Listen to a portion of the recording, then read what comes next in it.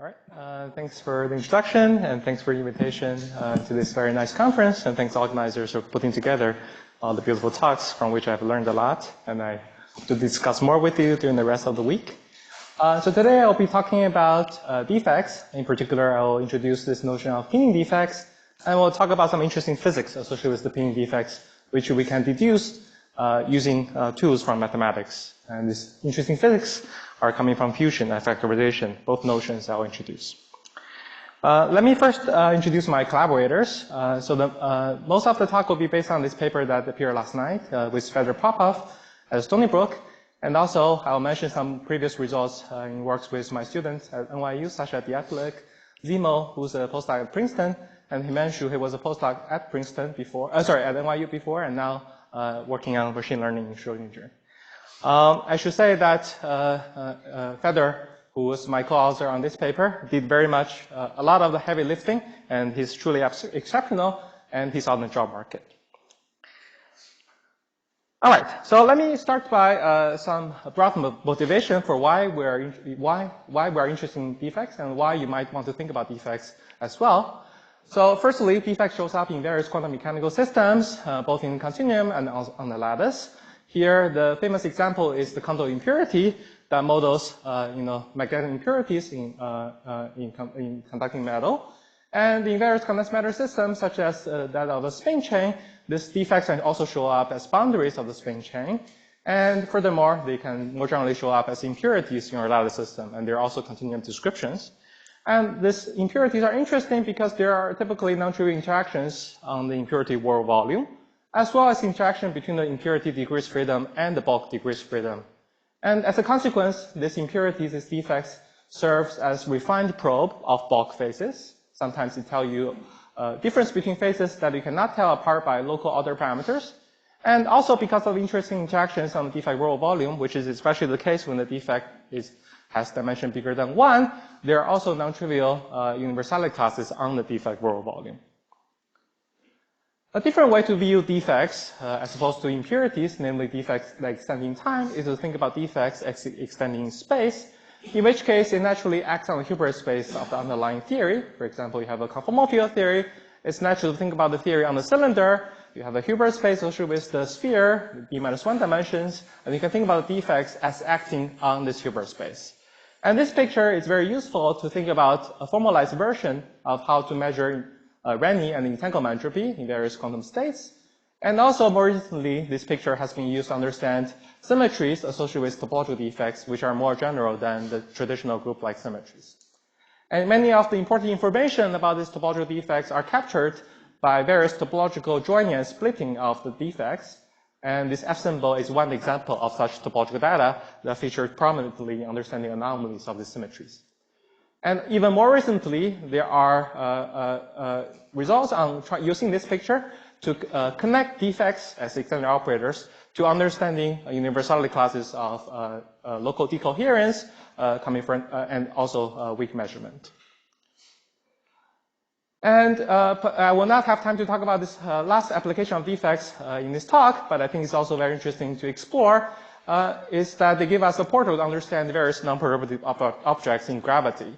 So famously, defects, for example, boundary condition for the CFT in context of ADS-CFT duality correspond to what's known as end-of-world branes non-trivial geometry in the bulk string theory. And also in the string theory context, when you have a world sheet description, the boundary condition of the string world sheet give a perturbative way to understand what are the branes in the system. And using this kind of relation between field theory and gravity, both in string theory and ADS context, this paves the way to understand non-perturbative constraints on these extended objects in gravity, for which we have very less tools, and also give us access to intricate dynamics on the brane via CFT calculations. So these are the motivations, and from many of the explorations in this subject, which happened over the years, there are some general lessons that we drew from these explorations. And one general lesson that we drew was that defects seem to provide a unifying perspective on various kinds of strong-coupled phenomena in quantum field theory. And this is done in a way such that many questions in quantum field theory can be naturally formulated in terms of defects and observables associated with defects, like their expectation values within cells, their expectation values involving, linked non-trivial topology of defect observables, and also correlation functions with local operator insertions. And then answers to this question, once you formulate this way, are naturally tied to understanding the dynamics of defects themselves, namely how the defects interact with the bulk degrees freedom, how the defect RG, flash out on the defect world volume, and things like that. And what are the tools? So the general goal in this context will be to understand, with this motivation, to understand some general patterns in the defect dynamics. For example, some general organization principle among the defect RGs.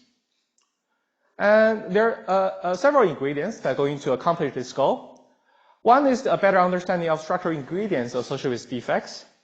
You think about defects as the extension of the local operator algebra by including extended operators. So the natural question to understand is the notion of operator product expansion when you include these extended operators. And also that's closely related to understanding fusion of defects. I emphasize here, defects is not constrained to be topological. So the fusion of non-topological defects is much more subtle than the case of with topological defects. And another kind of effort towards this general goal is to understand symmetry properties, which is very central to the theme of the workshop. And in this context, one wants to understand the symmetry structure associated with defects. Again, these defects are not topological in general. They should be thought of as furnishing higher representations of the symmetry defects in the theory. And here we want to understand whether there are, new structure when you take into account these higher representations associated with the symmetries, and also what are the possible anomalies that can be realized by the defects. And finally, there are also dynamical constraints that was explored to understanding such patterns. And this one prominent example is the notion of RG monotone. As we know, RG, these are known as, for example, familiar C function, A function in the bulk. That tells you that the degrees freedom decrease on the RG, and they give you a non-trivial constraints on when RG is possible. They're analog of this monotone also for defect RG flow.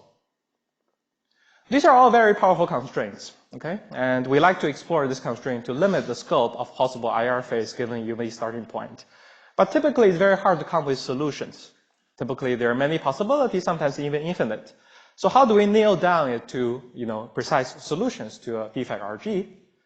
And if you have enough experience with, having trouble to put pieces together, from the IKEA menu, this is time to bring in the hammer. And this hammer will be analysis, and this will be a heavy hammer. That's why it's drawn this way. Okay. Any questions so far? Okay. All right, so I want to start with a simple question before I bring in the hammer. It's a very simple question in the context of RG with a slight generalization. Okay?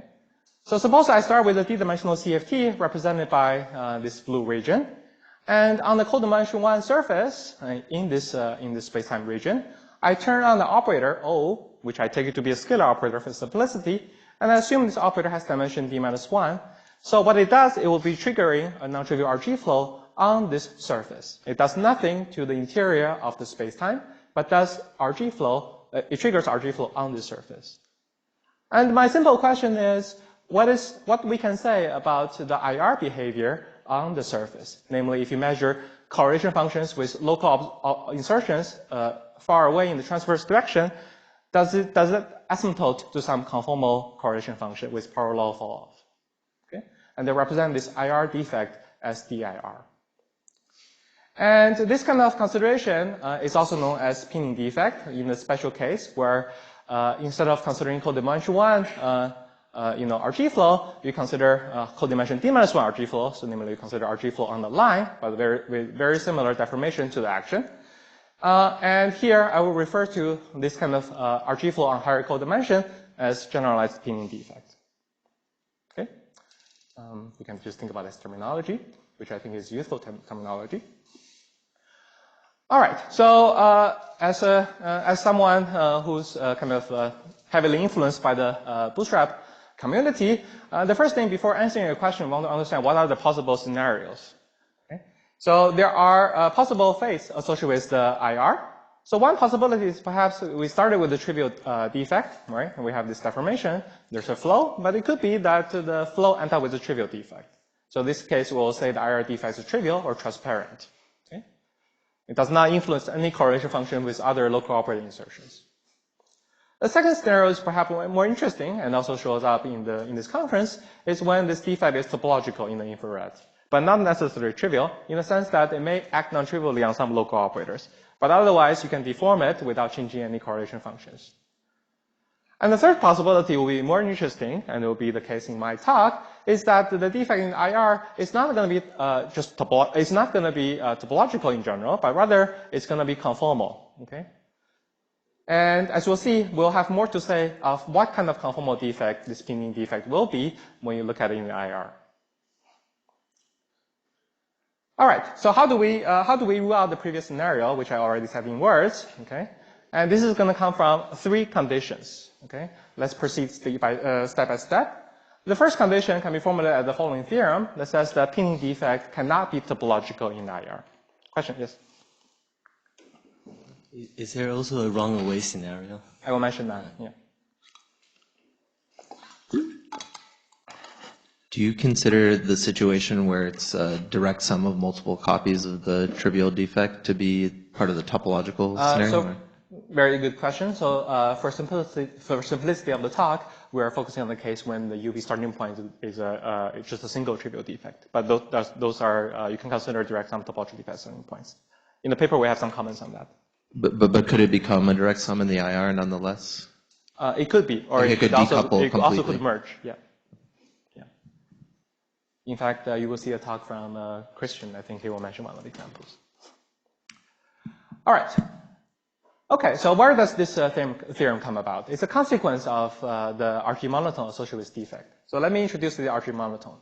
The RG monotone are very simply defined by studying the defect free energy, say on the sphere, by a conformal transformation. So assuming the defect is a conformal defect, you can map the defect to a sphere by conformal transformation, and you can study the Pattern function of the theory with the defect insertion. And once you take the ratio of this Pattern function with the Pattern function without the defect insertion and take the log, that defines the defect free energy.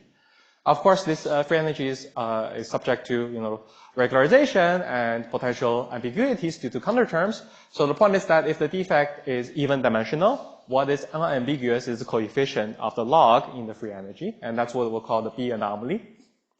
Sorry, the B anomaly. This is the B anomaly. And that property, for example, for two-dimensional surface in three-dimensional CFT has this monotonic property.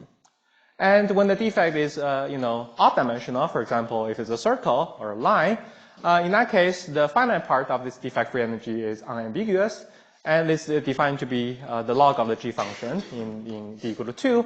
And there's a famous G theorem that says that the G function has to decrease under RG. And what's important is that for the trivial defect, the G function is equal to 1, and for the trivial interface in 3 dimensions, the B function is equal to 0. So this rules out the possibility of RG flow to the trivial interface. The scenario 1 is out. Scenario 2 is also eliminated by the fact that topological defect in 2 dimensions has to have, in unitary theory, has to have G function bigger or equal to 1. So topological defect is also ruled out. And in the second case, topological defect is ruled out immediately because topological interface in 3 dimensions will have B equal to 0, the same as for the trivial interface. Okay. So with that, we have this general theorem, which essentially states that there's a protection of the defect RG from being screened in the infrared by this RG monotone. And here I define screening as the statement that if there's a non-trivial correlation function with a bulk operator that has this power law fall off in the presence of a defect, if this A phi is non-zero for some phi, then the defect is not screened. Otherwise, it's screened. Good. So this rule out from what we just said, they rule out the first 2 scenarios, and we're left with the last scenario. And there's a caveat, as Shuhan pointed out. In the cases where the situation is non-generic, for example, in free theory, there could be a fourth scenario where there's a runaway flow, like the flow never ends. You will never get the conformal defect by following the RG. Okay, you can ask me about that afterwards. Question? Is there a proof that in non-free theories runaways is not possible? Good. So there is not a proof, as far as I know. It's an expectation that in the cases where you have moduli space, so not necessarily free, you expect to see this behavior for some pinning defects. Okay, but it has not been fully fleshed out. Can it be also that there are Goldstone bosons on the defects sometimes. Yeah, we'll see examples. Okay. Good. All right. So before I go into the second theorem, let me slightly generalize and talk about this general pinning defect in a broader context, because they really give rise to a large zoo of defects which are very simply defined, and I encourage you to play with them. So the pinning defects I will be discussing in this talk will mostly be the case of codimension 1, so their interfaces.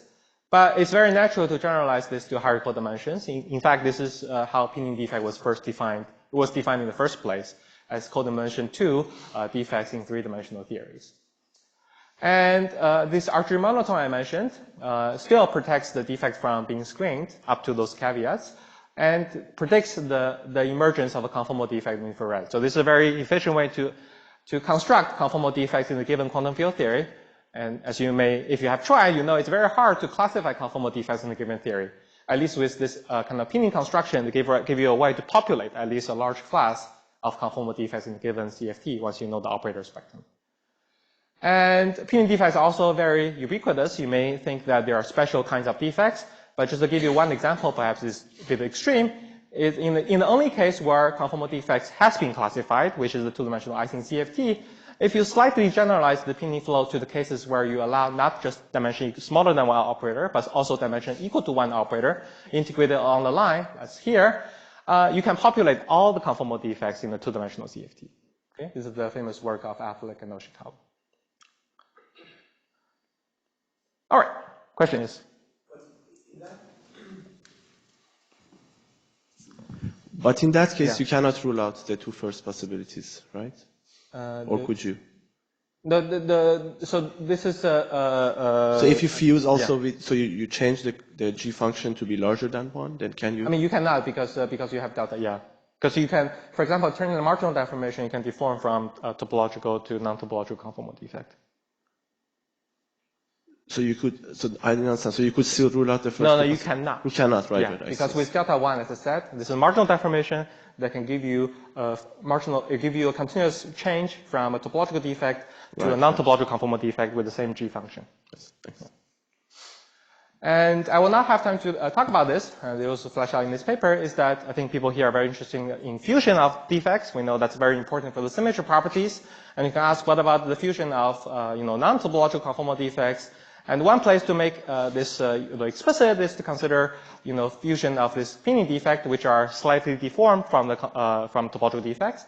And indeed, already in this context, you can, see explicitly that this fusion in the non-topological setting is very different in the topological setting. For example, suitably defined fusion that makes sense as, binary operation conformal defects will not have the feature of dualizability, like for example, this defect over here, when you fuse with its orientation reversal invariant in this case actually, it will not get the identity channel on the right-hand side.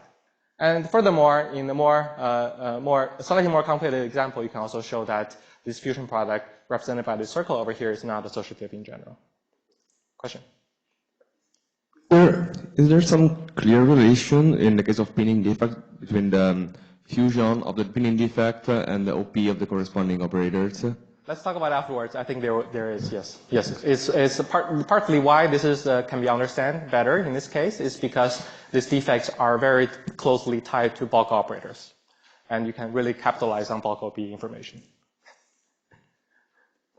About the dualizability, I think it sort of depends a little bit on how you define dualizability. Because you can, so you can get a line defect in some cases between the fusion of two of them to the trivial one, right? You can, yes. But it's the second in general will not be the orientation reversal, yes.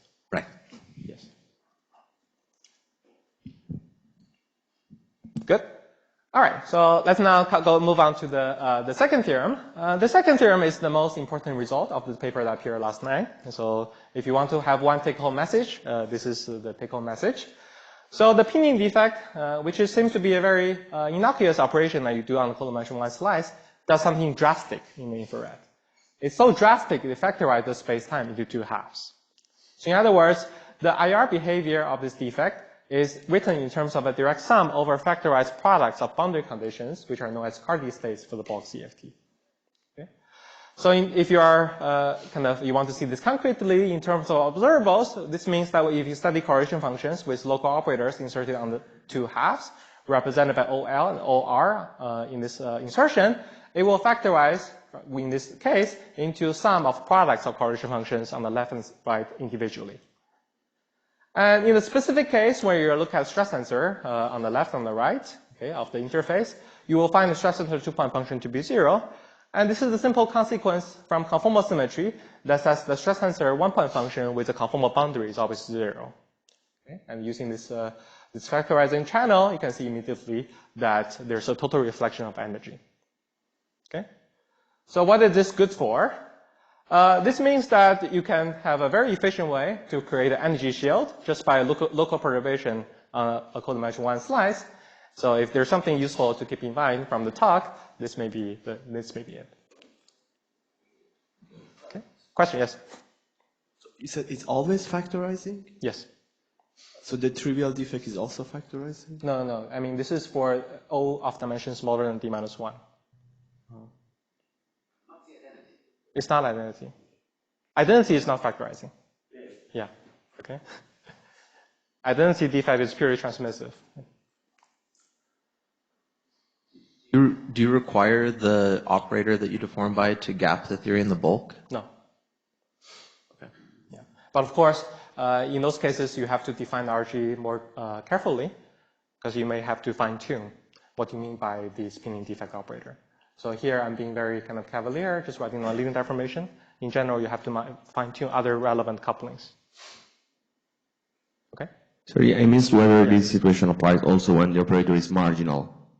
Yes? Oh, okay. No, sorry, this doesn't apply when the operator is marginal. Okay. Okay. It must be relevant. Yeah, it must be relevant. Okay. Crucial, yeah. Okay? So how can we make such a strong statement about RG? I mean, we have the impression that RG is very mysterious. We cannot make so concrete statement for such a generic setting. As you'll see, this will come from the heavy hammer, which I showed in the beginning of the class, to think about functional analysis very seriously. All right.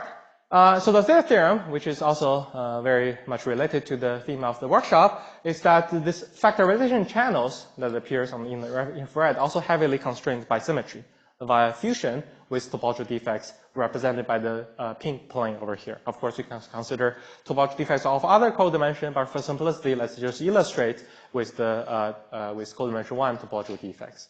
And the symmetry structure associated with the defect is encoded with how this topological defects fuse onto this defect, and the defect furnished a higher representation. And if the deformation is such that it commutes with the topological defect, that symmetry structure persists under RG. And you can use that to say something non-trivial about how this factorization channel actually born out. And concretely, we deduce the following consequences for what we define carefully as what we mean by a generic pinning flow, but physically corresponds to the case where the operator does not preserve any symmetry. There is a unique factorization channel. So the IR destiny of this pinning defect is going to be an indecomposable defect, but it's factorized into a product of boundary conditions.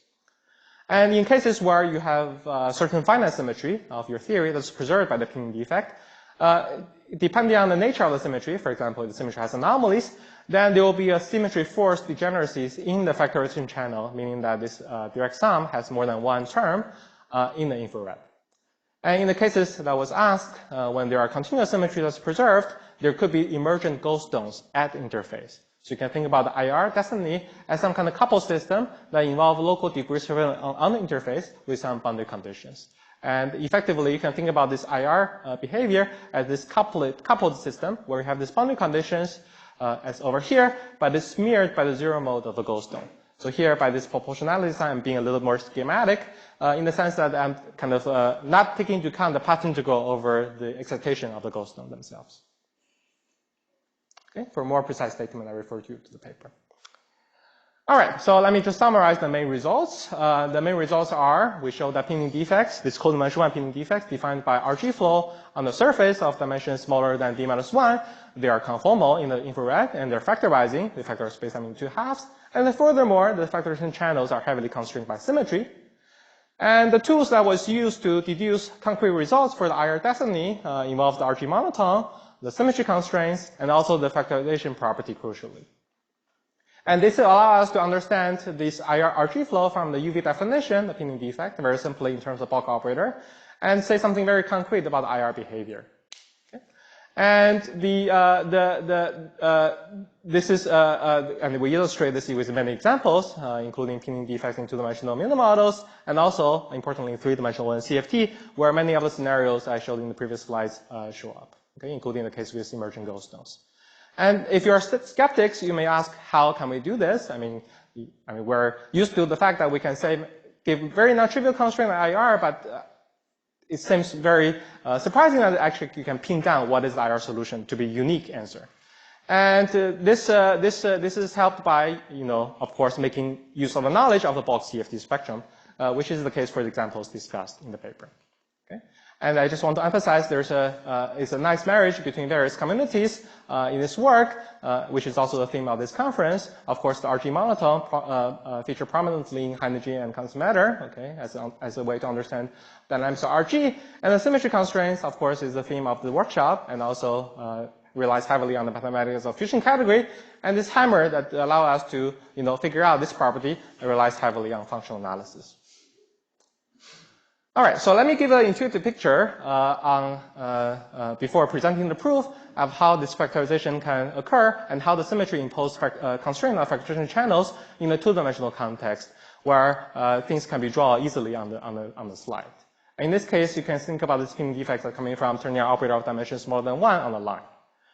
Okay, so this is the picture I want to understand. So we have this pinning defect defined on the line. We want to understand this IR destiny. And in the cases where the operator commutes with some symmetry, this defines some C-symmetric pinning defects. And as we said earlier, this symmetry will lead to additional constraints on IR factorization behavior. But let's see how the factorization occurs. And one way to do that is to briefly resolve this picture into the RG flow on the strip. And this is legitimate to do as far as you are measuring observables from far away in the transverse direction, as long as the size of this strip is much less compared to the characteristic scale of the observable, these pictures are equivalent. And furthermore, you have to worry a little bit in the case where the 5-5 OPE produce more relevant operator. For simplicity, I'll assume the 5-5 OPE does not generate more relevant operators, so that going from this picture back to this picture is without subtlety. And once we're in this picture, we can implement the bulk strip RG. And in the cases where the operator gaps the bulk theory, the orange region will become a gapped TQFT. And in the gapped TQFT, we know that we can cut open the space-time using the Cardi branes, represented by a label as curly nu, as nu over here. And the fact that you have multiple of these Cardi branes is also the fact that is also the symptom that the symmetry has a non-trivial anomaly. And once you have factorized the space-time in a topological region with Cardi branes, you can fuse these Cardi branes, because they're topological, onto the interface between the CFT and the TQFT. And that's a topological process and gave rise to boundary condition for the CFT. And if assuming all the limits commute in this way, you see that the IR defect is indeed a factorized product, a direct sum over factor products of boundary conditions. Questions? Can I ask just a small technical thing about that sum? So, I mean, in general, there's a continuous list of conformal boundaries. Yeah. It's not a finite sum. So what is really going on there? Sorry, where? Here? Well, I mean, you wrote direct sum over nu. Is nu continuous? No, so in this case, so here, I'm assuming that the nu is a finite sum. I'm being schematic here, yes. In general, and also in the cases I will present, the examples in the two-dimensional minimal models, there are finite number of boundary conditions. I agree with you, in the more general context, one has to worry that there is a continuous family. And indeed, as it will rise, if this RG flow involve operator that preserve a continuous symmetry. I'll comment on that, but this slide is meant to be schematic. Right, but more in general, outside of minimal models, we can talk about boundary conditions that don't preserve some chiral algebra, and then it'll be continuous.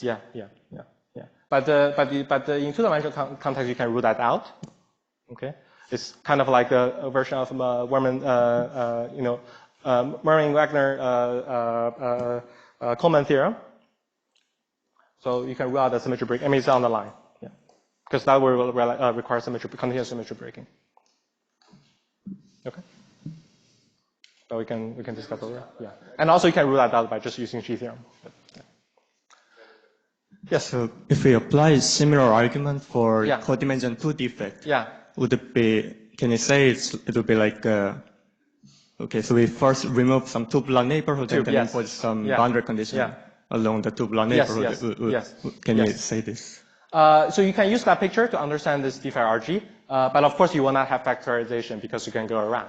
Right. But there'll still be some boundary condition. That's right. That's right. Indeed, that's one way that people have been using to understand boundary conditions, to understand, line defects, for example, by going to the ADS2. Sure. Yeah. Yes. Okay. But do you also have rigorous proof for this case? No, we have not looked at that yet. Okay, thank you.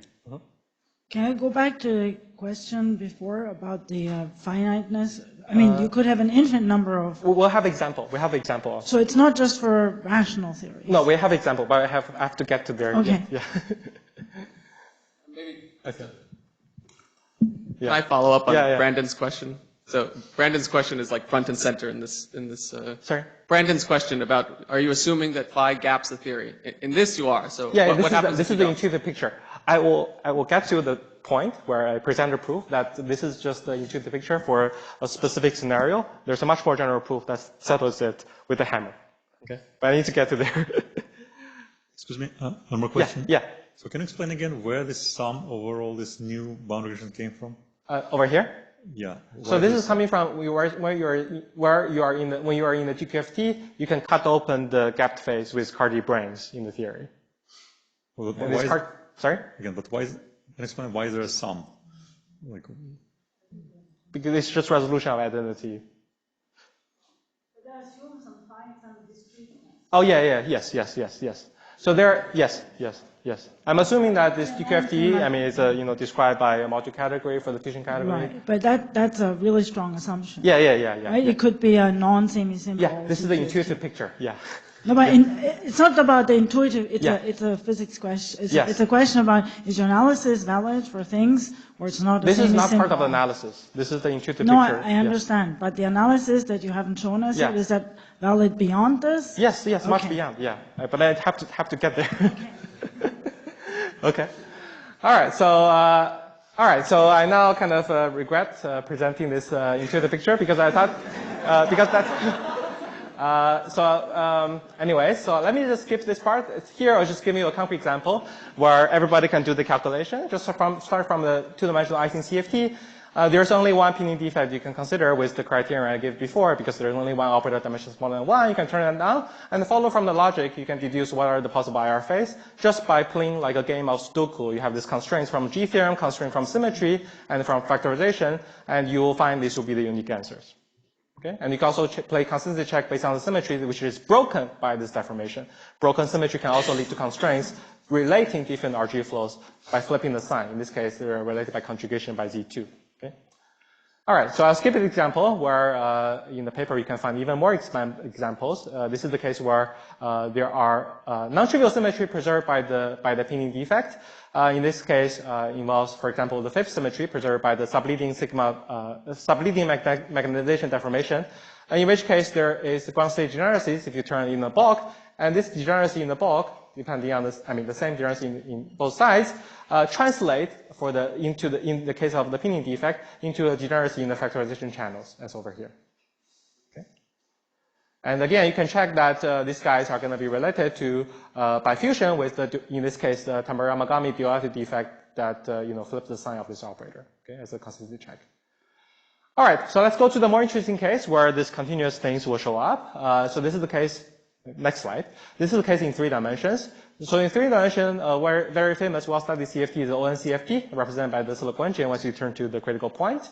In this case, there's a natural kind of surface deformation you can consider coming from the master operator. Of course, if you turn this operator in the bulk, it's going to drastically change the theory. But we can ask what happens if we just turn on the deformation on the surface. And this is going to give rise to a non-trivial pinning flow because this operator is known to have dimensions smaller than 2 from both bootstrap results and also for large n. Okay, and this from large n you see the one-over-n correction is negative, for example. And it's also well known that in the bulk, if you turn this operator, depending on the sign, you either have symmetry breaking phase with Goldstone bosons for n bigger than 1, or you have a trivially gapped phase. Okay. So with what we have presented so far, we can make a concrete proposal for what is the corresponding IR phase of the pinning defect. In particular, if we turn on this deformation with h bigger than 0, the natural candidate will be a factorized interface. Okay. And the factorization is through this boundary condition which preserve ON symmetry. And these are known as ordinary boundary condition for the ON CFT. And this is, indeed, this was also conjectured in this paper, earlier paper, based on large analysis. Of course, there's no finite end check. But recently, we were able to provide additional evidence for this proposal using epsilon expansion and finite n by comparing with numerics for the ordinary BCFT. The point is that if this were to hold, anomalous dimension that you calculate for the surface using this description and using this description has to agree. For example, the other parameter has a huge anomalous dimension on the surface. It has to satisfy this relation. On the left-hand side, this is anomalous dimension associated with phi hat and phi hat squared for the surface. On the right-hand side is for the boundary. In order for this proposal to be true, this relation has to be satisfied, and that was checked in these papers. Now, this is the more interesting case is when the pinning flow has the opposite sign. This leads to the so-called conjectured extraordinary log surface unit sparsality. And this is expected from our discussion because this is the sign that gave rise to Goldstone modes if we turn on this flow in the bulk.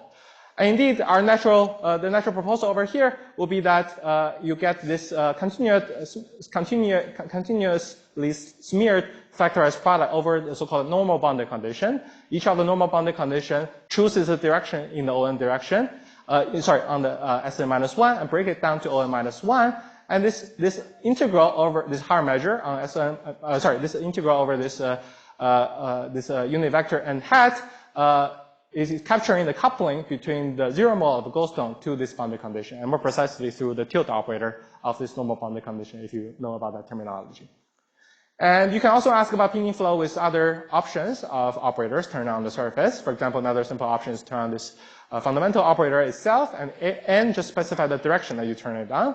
And again, the natural proposal is that the IR will factorize into a pair of normal boundary condition where the direction is completely determined by the deformation parameter n. And of course, I encourage you to consider there are many more options, including turning on tensor operators, and I encourage you to play with them. And in general, they will lead to non-trivial boundary conditions in the factorization, which are yet to be discovered. So this is also one opportunity to understand new boundary condition for the ONCFT. And here is where I briefly discuss. Okay, all right. So let me just summarize. Okay, so here let me just take 1 minute to quickly explain how you prove factorization. This requires a heavy hammer, as I mentioned, functional analysis. So it boils down to try to understand this operator, very carefully. So the main idea is that you can think about this as operator acting on the Hilbert space. So think about it extending a fixed time. And if this operator is some well-defined self-adjoint operator, then you can try to diagonalize it. And then understanding the RG of this, which is at h going to infinity limit, boils down to understanding the leading eigenvector of this operator O hat. And if you can show that the eigenvector with the largest eigenvalue are realized by Ishibashi states, which apparently have a generalization to higher dimension, is very natural, then you can show that this defect defined as this limit in the infrared will be a factorized product in terms of the projectors into these Ishibashi states. And of course, there are various caveats, as it's clear that O hat is not bounded, is not even densely defined on Hilbert space. So there's no well-defined spectral decomposition that you can pursue, directly. And also related to the Ishibashi states are not really in the Hilbert space. How do I make sense of the projector? And typically, we'll just follow the three wise monkeys and turn around and do calculations. But this is the time we want to prove this thing, so we really have to deal with this head-on. And this is what we do in the paper. Namely, we kind of define these things rigorously. And this is possible in the framework of the spectral theory of unbounded operators developed by many people. And in particular, involve this Galfand triple construction that sandwich the Hilbert space between two spaces. This phi is where state operator correspondence is defined. It's known as the CFT. It's constructed by finite combination of CFT primary states and linear combination with their descendants. But it's a strictly smaller than subspace of Hilbert space. And phi prime is the dual. And phi prime is where the Ishibashi states live. Okay, the Ishibashi states are not in the Hilbert space, they live in the dual of this dense subspace. Okay. So let me just, once you pursue, do your function analysis carefully, indeed, you will find that the claim on the last slide, although it was schematic, does hold, and we're happy. And here is a summary. So I've talked about the generalized spinning defects as RG flow and Hardy-Flow dimensions. And we show that they factorize the spacetime under RG, and it's heavily constrained by various from RG monotone symmetry and factorization, and we give explicit solutions for various pinning flows. And I did not mention, but you can also be more explicit about the symmetry content of the pinning defects. You can show that there is the symmetry content is realized by a C by module functor from the trivial module category. Sorry for going over time, and here are the speculations to encourage some discussions. And that's it, I know it's all. Thank you.